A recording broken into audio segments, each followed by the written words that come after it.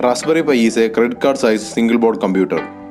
We can use this small thing as a personal computer. The main goal behind the introduction of Raspberry Pi was to improve programming skills in students.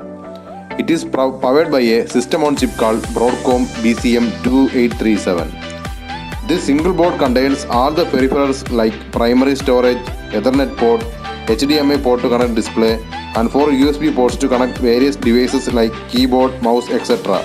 and also a 3.5mm audio jack. The real hero in RPI is GPIO pins, that is general purpose input-output pins. Like in Arduino, these pins are used for interact with the physical world. We can connect sensors and motors in these pins.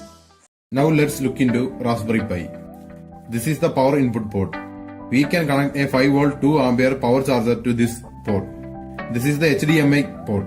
This HDMI port is used for connecting display to the Raspberry Pi. This is the 3.5mm audio jack. This audio jack can also be used as a video composite output. This is the Ethernet port. This Ethernet port is used for internet connectivity. Here we can see 4 USB ports. These 4 USB ports can be used for connecting various devices like keyboard, mouse, USB, etc. This is the GPIO pins. The Raspberry Pi 2 and 3 have 40 GPIO pins, but the Raspberry Pi version 1 only have 25 GPIO pins. This is the memory card slot. This memory card can be inserted and used as a secondary storage in Raspberry Pi. Here, the OS can be flashed into this memory card.